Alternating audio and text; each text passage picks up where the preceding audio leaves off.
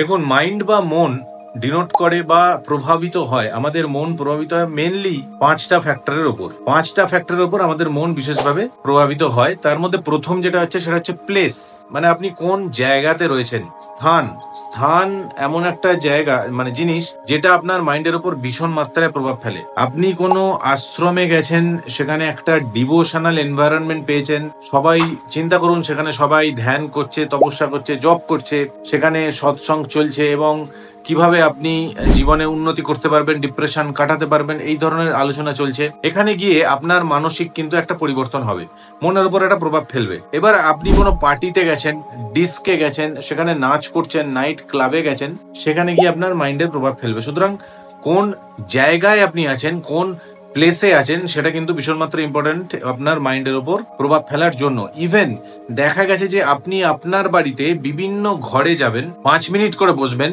দেখবেন এক একটা ঘরে এক এক রকম কিন্তু ফিলিংস হবে, মনের পরিবর্তন হবে, সেই প্লেসের ওপর কিন্তু মানসিক পরিবর্তন ঘটে। দ্বিতীয় যেটা পরিবর্তন ঘটে সেটা হচ্ছে কাল, মানে হচ্ছে সময়। সময় একটা অত্যন্ত গুরুত্বপূর্ণ রিসোর্স আমাদের জীবনে। সময়ের উপর কিন্তু আপনার মানসিক পরিবর্তন ঘটবে। দেখবেন একই দিনে বিভিন্ন সময় আপনার কিন্তু বিভিন্ন রকম মানসিক স্থিতি থাকবে।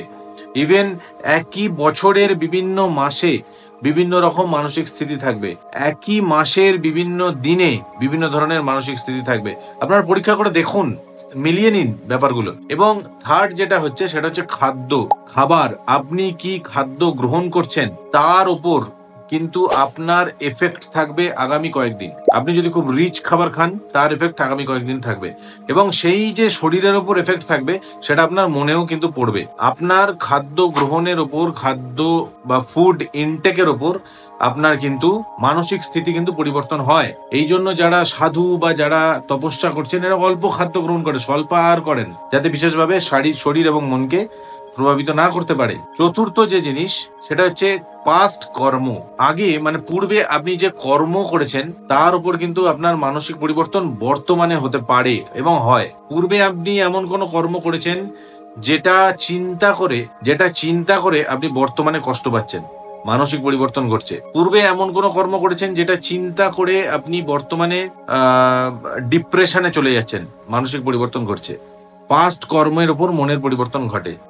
এবং লাস্ট হচ্ছে আপনার অ্যাকশন এবং অ্যাসোসিয়েশন, মানে আপনি কাদের সঙ্গে মিশছেন, মানে আপনি সৎসঙ্গের মানুষের সঙ্গে মিশছেন নাকি আপনার অসৎ সঙ্গের মানুষের সঙ্গে মিশছেন। তো আপনার অ্যাকশনটাও কিন্তু ডিপেন্ড করে, অ্যাসোসিয়েশনটা তো হলো, মানে আপনি কাদের সঙ্গে মিশছেন তার একটা ভীষণ মাত্রায় প্রভাব আপনার উপর থাকবে, এবং তার উপর ভিত্তি করে আপনি কি অ্যাকশন নিচ্ছেন।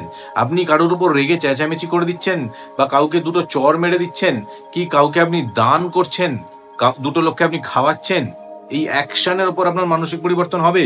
আপনার কারোর সঙ্গে ঝগড়া হলো, সেটা নিয়ে আপনি চিন্তা করবেন, আপনার পরবর্তী দিনগুলো নষ্ট হবে। কিন্তু কাউকে আপনি দান করলেন, কারোর কিছু ভালো করলেন, তার যে আনন্দ, সেখান থেকে আপনার মনটা উৎফুল্লিত হবে। সুতরাং অ্যাকশনের উপরও কিন্তু মন প্রভাবিত হয়। এই 5টা ফ্যাক্টর মেনলি দেখা গেছে যে আপনার মানসিক পরিবর্তন বা মানসিক স্থিতির উপর কাজ করে।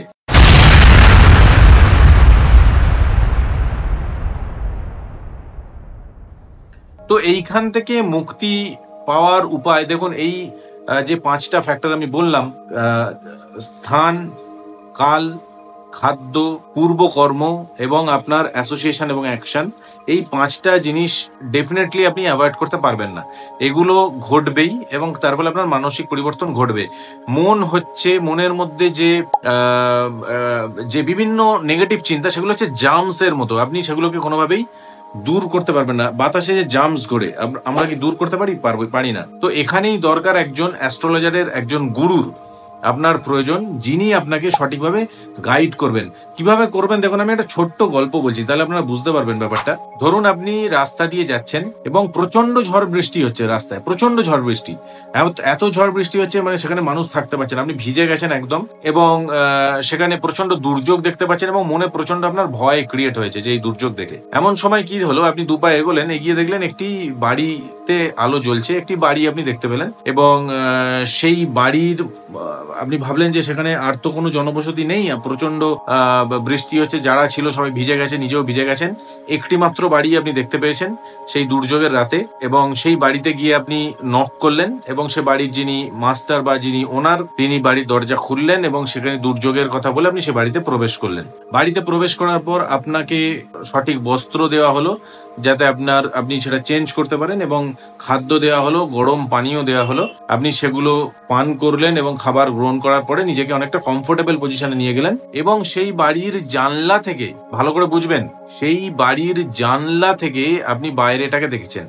বাইরেটা কিন্তু একই রয়েছে, বাইরেটায় কিন্তু সেই দুর্যোগই হচ্ছে, সেই বৃষ্টি পড়ছে, সেই প্রচন্ড মেঘের গর্জন হচ্ছে, একই ঘটনা, কিন্তু আপনার যে অবস্থান সেটা চেঞ্জ হয়ে গেল। আপনার অবস্থানটা সেই বাইরের জায়গা থেকে সেই ঘরের ভেতর হয়ে গেল। সেই ঘরের ভেতর থেকে আপনি যখন বাইরেটা দেখছেন তখন আপনি মনে কিন্তু অত ভয় নেই, আপনার মন তখন সুরক্ষিত যে আমি একটা ছাদের নিচে আছি, আমার চারপাশে লোক আছেন, যিনি আমায় খুলেছেন তিনি আমার তদারকি করছেন।